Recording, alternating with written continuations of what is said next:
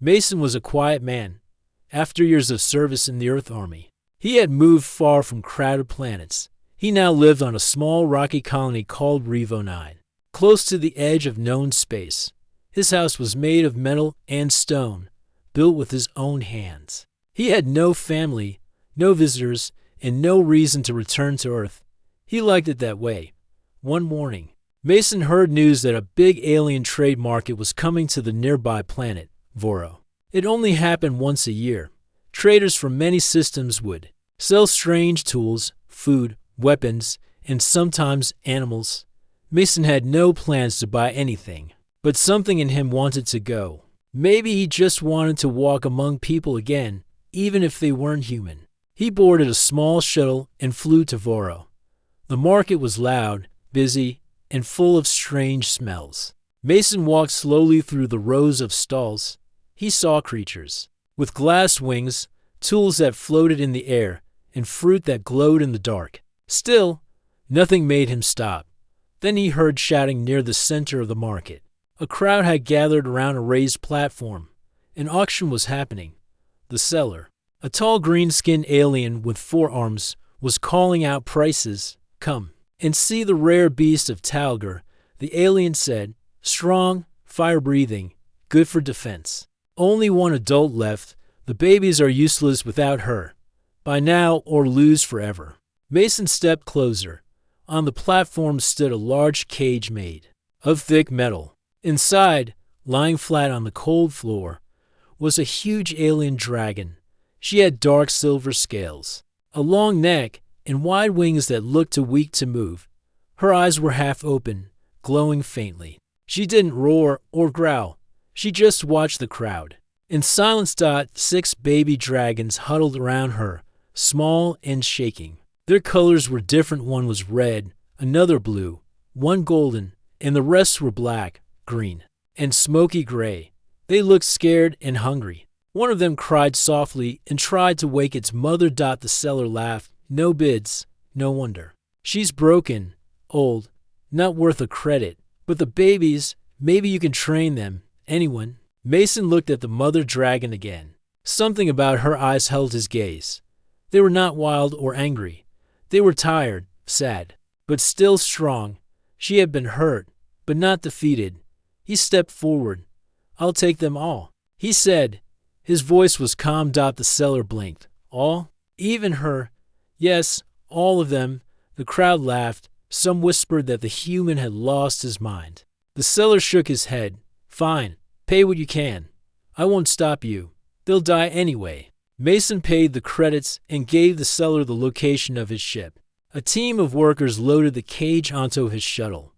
The baby dragons cried as they were moved, but the mother dragon remained silent. Only once, as they passed Mason, did she lift her head slightly and look at him again. On the flight back to Revo 9, Mason sat in the pilot's seat while the dragon stayed in the cargo hold. He didn't play music or turn on the auto system. He just thought. He remembered his time in war rescuing wounded soldiers, building camps under fire, carrying the weak. Maybe that's why he couldn't leave the dragon behind. She was like one of them, just in a different form, back on his land. Mason guided the cage into an old warehouse near his house. He opened the gate slowly and stepped back. The mother dragon crawled out, her wings dragging on the ground. The babies followed her, sticking close to her legs. Mason didn't speak. He just placed down some food and water. Then he left them alone. The next few days were slow. Mason watched from a distance. The mother dragon didn't attack, but she kept a close eye on him. The baby dragons were more curious. One of them, the blue one, came close to Mason and sniffed his boot. He knelt down and held out a hand. The little one jumped back but didn't run. Each day, Mason cleaned the warehouse, fixed the broken walls, and brought fresh food. He added soft cloth on the floor and warm heat panels to fight the cold nights. Slowly, the dragons grew calmer. On the 5th day, the mother dragon stood up fully for the first time. She walked to the entrance of the warehouse and stared at Mason. He stood still, not reaching for a weapon, not moving away. "I won't hurt you," he said quietly. "You're safe here." The dragon didn't answer, but her eyes softened. She turned back and lay down near her baby's dot. Later that night, Mason sat on his porch. Looking at the stars, he could hear soft growls and little cries from the warehouse. He smiled. It had been a long time since he had heard something other than silence around his home. He didn't know what the dragons would become. He didn't know where they came from or why they were being sold. But he knew they were his responsibility now. He got up and walked back inside. Tomorrow, he would start building a proper home for them. Not just a shelter, but a place they could grow, fly, and be free. He had fought wars. He had lost friends. But now, he had found something worth saving. And maybe, just maybe, it would save him too. Mason woke up early the next morning. The air was cool, and the sky above Revo 9 was filled with soft purple light. He looked out the window of his metal house toward the warehouse where the dragons were staying. Smoke from their warm breath drifted into the air like morning mist. He drank a cup of strong tea and got to work. First, he opened the doors of the warehouse wide.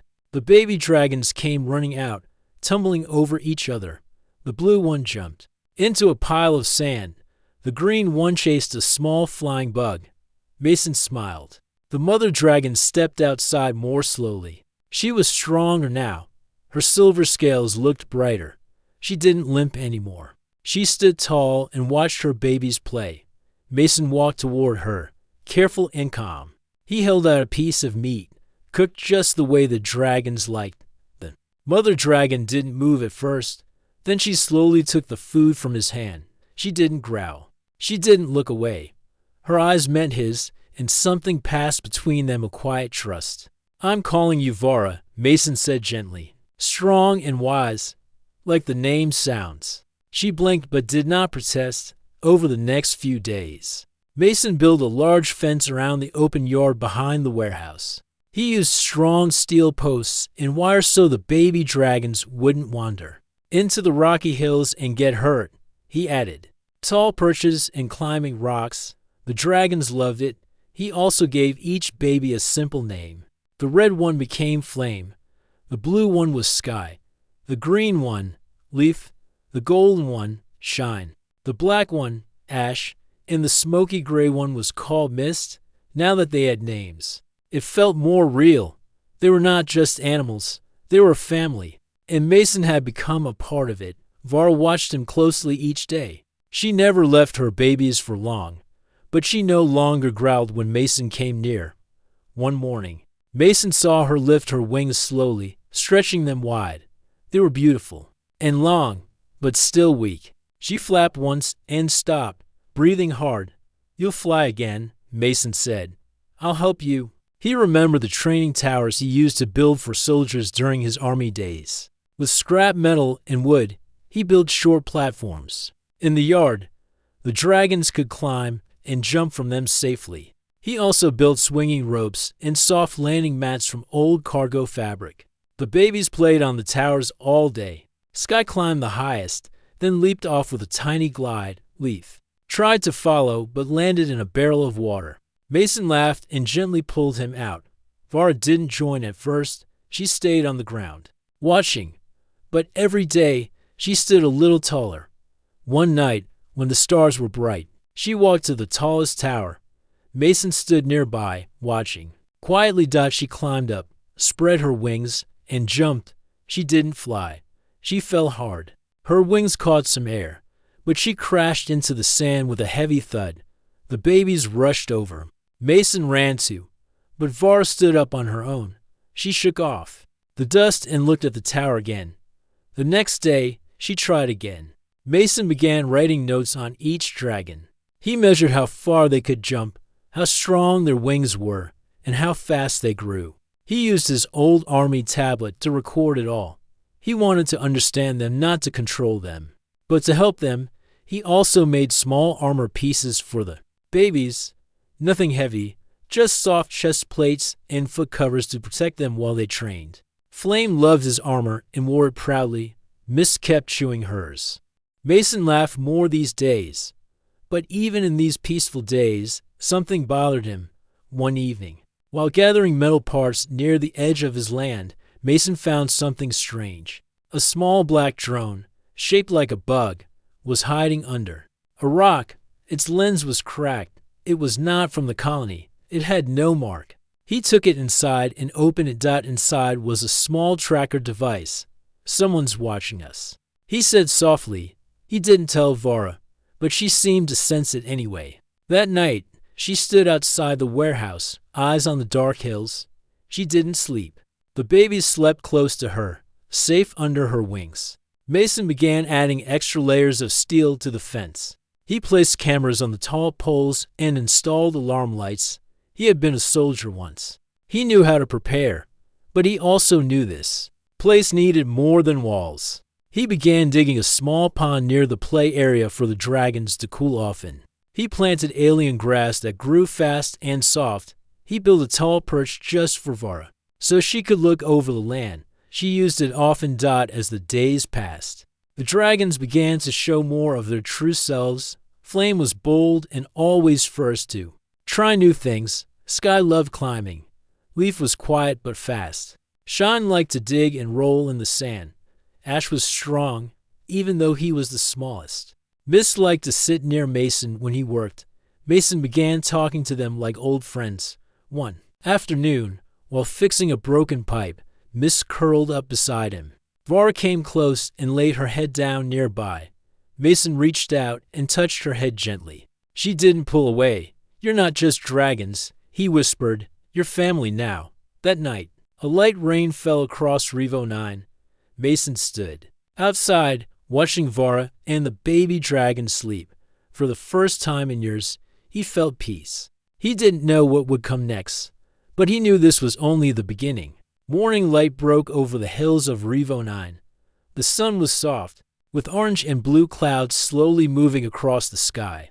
Mason stood outside with a mug in his hand, watching the dragons in their play yard.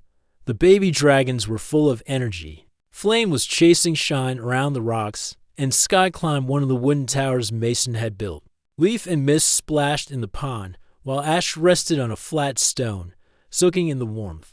Vara stood at the edge of the yard, her wings half open. She had grown stronger.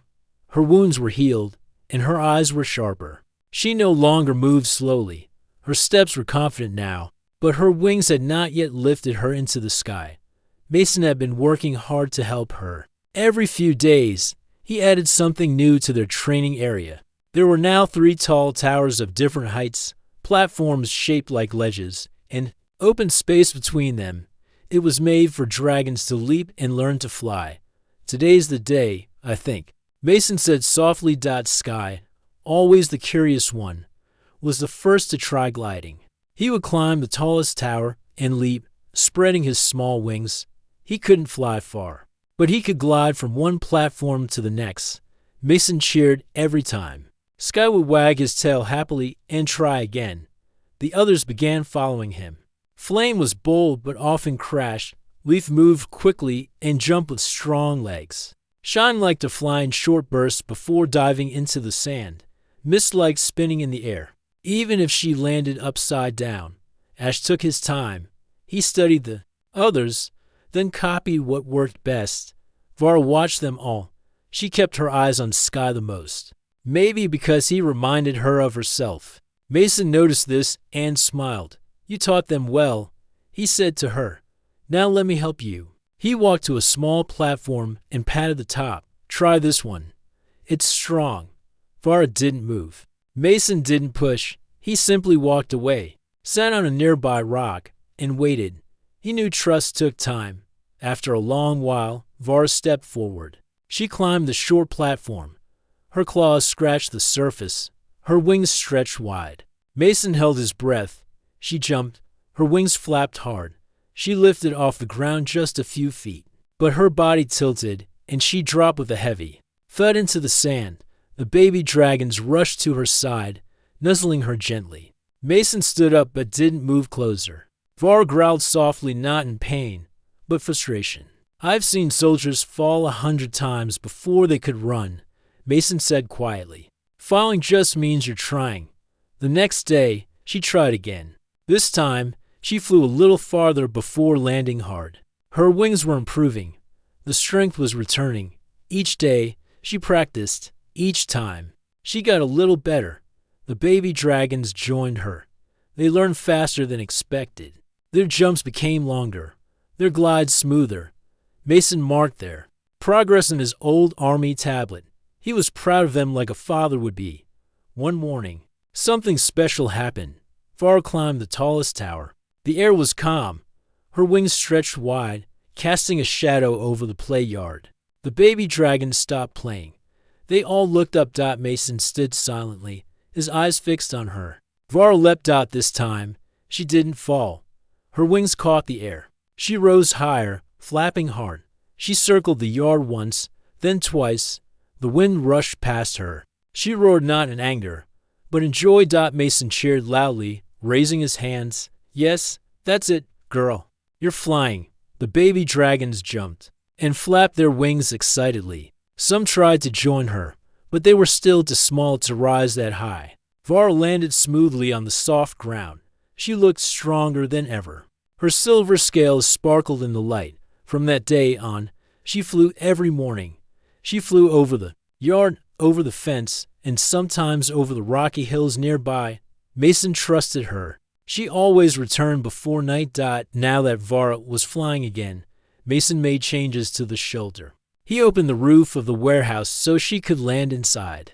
He also cleared more land around the area to give her room to fly freely. The colony's supply officer, an old friend named Rolf, visited Mason one day. I heard you have flying lizards. Now, Rolf joked. They're dragons, Mason said with a small smile. Rolf looked surprised when he saw them. They're bigger than I thought. That one looks like a warship. That's Varra, Mason said. She's the mother. She protects the others. Rolf studied them. You ever think someone might come looking for them? I know someone. Will, Mason replied. That's why I'm preparing.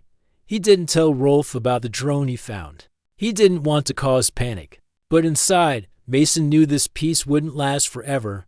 He could feel it. Later that night, Mason sat by a small fire near the pond.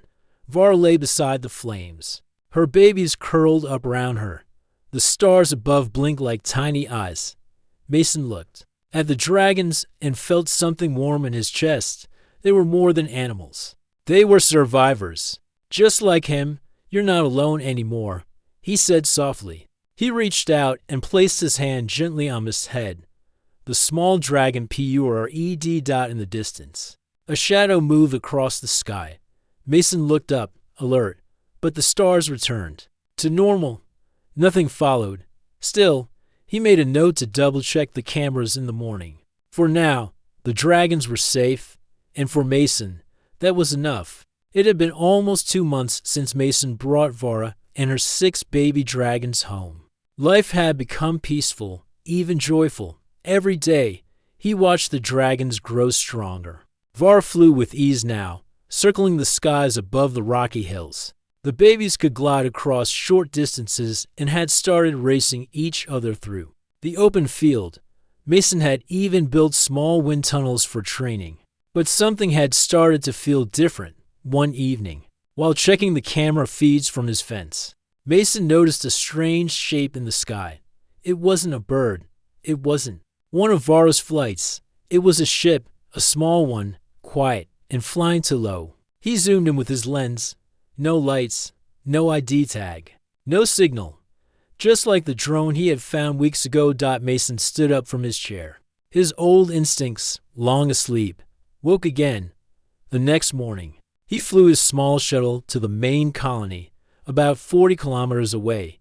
He met with the security head, an old friend named Dell. I've seen 2 silent ships in 1 week, Mason told him. One flew low over my land last night. Dell frowned. What kind of ship? Couldn't get a clear view. But not local. Too quiet, too smooth. Dell scratched his chin. You think they're watching your dragons? I don't think, Mason said. I know.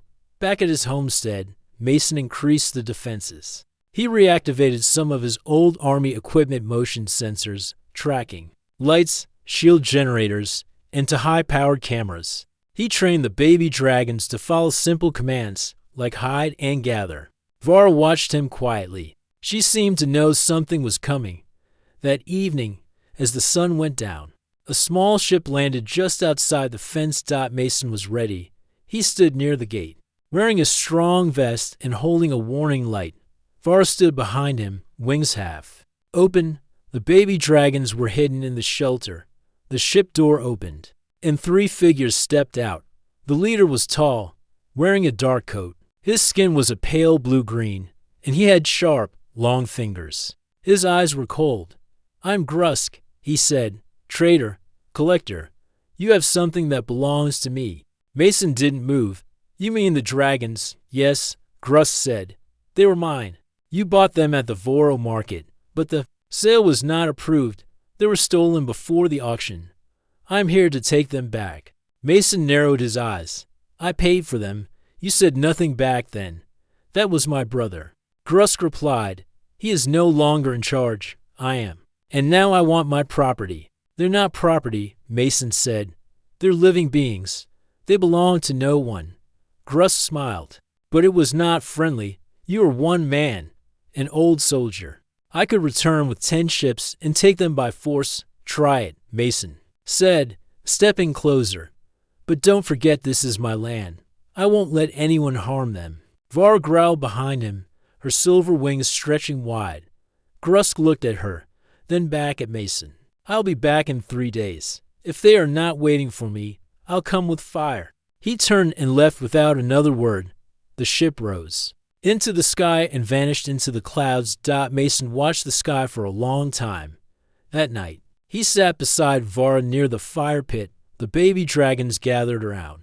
Mist curled up near his leg. "I think we're going to have a fight," he said. "I won't let them take you." Vara looked at him. Then she stood up, walked to the edge of the hill, and roared. Her voice echoed through the rocky land like thunder. The next day, Mason began full defense mode. He activated the shield wall, covering the fence in a glowing blue layer.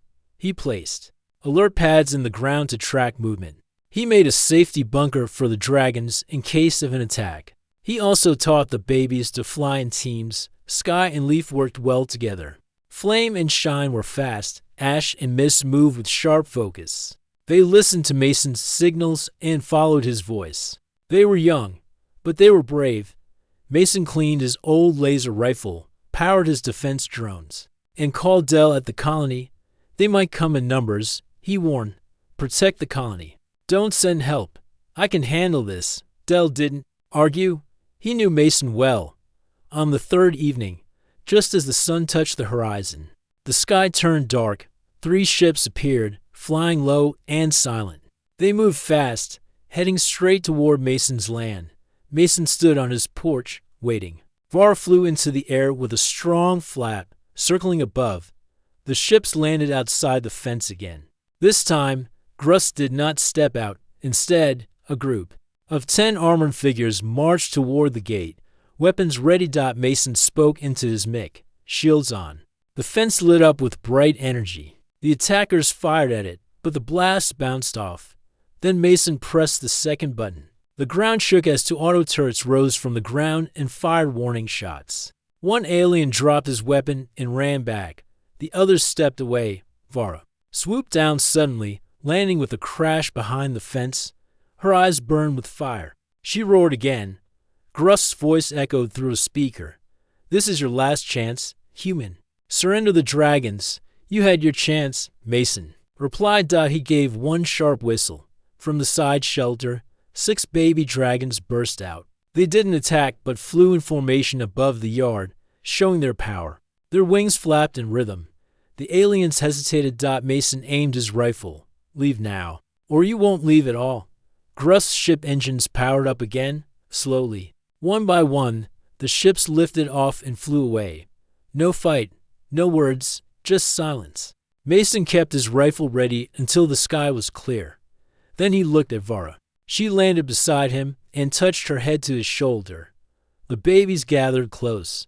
The danger had passed, but Mason knew it was not over. He would need help. He would need to speak louder, not just for himself, but for all the dragons across space. He walked back into his house and turned on his long-range comms unit. It was time to send a message to Earth. The quiet on Revo 9 did not last long. Only days after the warning from Grusk and his men, Mason found himself preparing for battle. He had hoped the last visit was enough to scare them away. He was wrong. One early morning, the sky darkened with heavy ships. 10 black vessels hovered low, engines roaring with power. The ships landed outside Mason's fence. Alien soldiers poured out, their armor shining under the sun. Mason felt a familiar fire in his chest, the fire of a soldier ready to fight. "Vara," he called. Softly, the silver dragon lifted her head. The babies scrambled out from the shelter. Their eyes were bright, their bodies tense. Mason's heart beat faster. The soldiers moved with purpose. They carried weapons that glowed and crackled. Mason stood at the fence with his old laser rifle, the same one he had cleaned and tested after the last visit. He was ready. "Hold the line," Mason shouted, his voice clear and steady. The first wave of soldiers charged the fence. Mason pressed the button on his control panel. 2 turrets rose from the ground, spinning fast. They fired bright bolts of energy into the air. The soldiers stopped, taking cover. Vara spread her wings and roared. The sound shook the air. She took flight and swooped toward the attackers, breathing a stream of fire. The flames hit the ground near the soldiers, forcing them back. The baby dragons followed. Sky and Flame flew low, using their tails to knock down small drones that hovered over the soldiers. Leaf and Shine moved quickly on the ground, biting at legs and weapons. Ash and Mist circled high, watching for danger. Mason fired his rifle with calm precision. He aimed to scare, not kill. The soldiers were strong, but not prepared for this fight. One soldier fired a pulse blast at Mason's fence. The shield flickered but held strong. Mason hit the emergency power button. The shield glowed brighter, stronger. Vara landed behind the soldiers, her body large and powerful. She growled deeply and swung her tail. A soldier tried to grab her tail but missed. Vara turned and breathed fire at another attacker, forcing him to fall back. Mason saw one baby dragon, Ash, caught in a small net trap. The soldiers had planned well. "Hold on, Ash," Mason yelled. Vara rushed to Ash's side. With a strong bite, she tore the net open. Ash scrambled free and flew to Mason's side. The soldiers tried to regroup. One aimed a heavy weapon at Vara, ready to fire. Mason saw the danger and acted fast. He grabbed a flare gun and shot it into the air. The bright red flare exploded high, drawing the attention of 2 defense drones hidden in the hills. The drones fired beams of energy at the heavy weapon. It exploded with a loud bang, sending the soldier flying back. The soldiers started to fall apart. Some ran away. Others dropped their weapons and surrendered. Grusk appeared on a ship's loudspeaker. "This is not over. You will lose them." Mason raised his rifle. "You already lost." The ships powered up and left quickly, disappearing into the sky. Vara landed next to Mason, panting but unharmed. The babies gathered close. Mason smiled at them. "You fought well," he said. "We are a team now." He checked the fence and the turrets. They had taken some damage but still worked after the fight. Mason treated the small cuts and bruises of the baby dragons. Vara stayed close, watching every move he made.